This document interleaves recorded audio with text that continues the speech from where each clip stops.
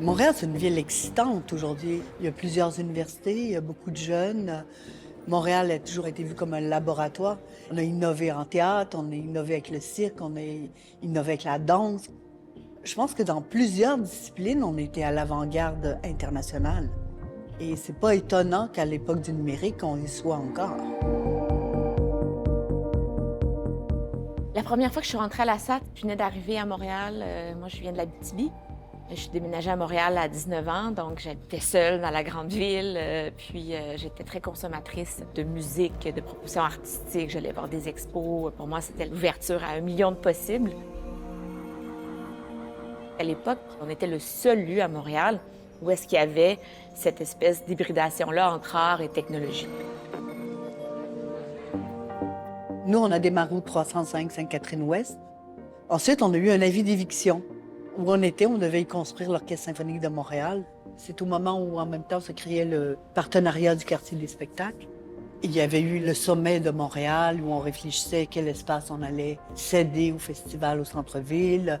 Donc, on est arrivé dans cette mouvance, dans cette réflexion. Et dans les valeurs du quartier des spectacles, il y avait toujours eu cette notion d'être généreux avec la rue. Donc, toute la fenestration de la SAT sur la rue, c'était dans l'esprit de on est transparent, on est visible, on est avec la rue. Bien que tout le monde nous disait à l'époque, mais vos fenêtres ont cassé en moins de 2. Et non, jamais personne.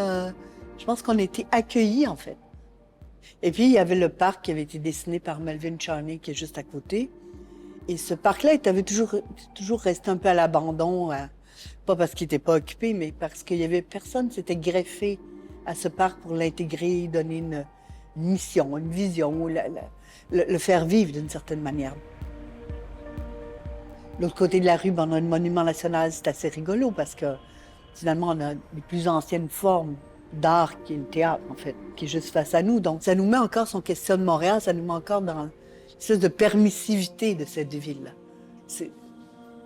Moi, je suis une amoureuse de Montréal, je suis montréalaise et je suis amoureuse de Montréal.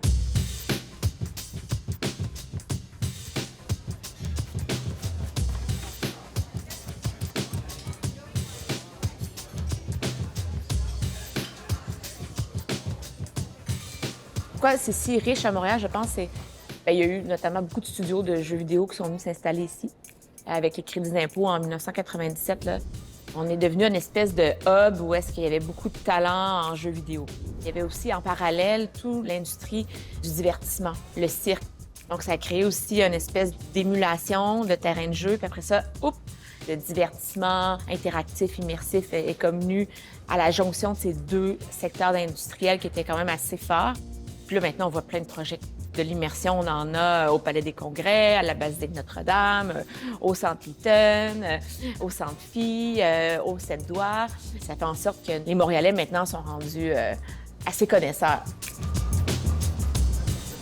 Le public très, très important, là, ça, on est beaucoup inspiré par eux aussi.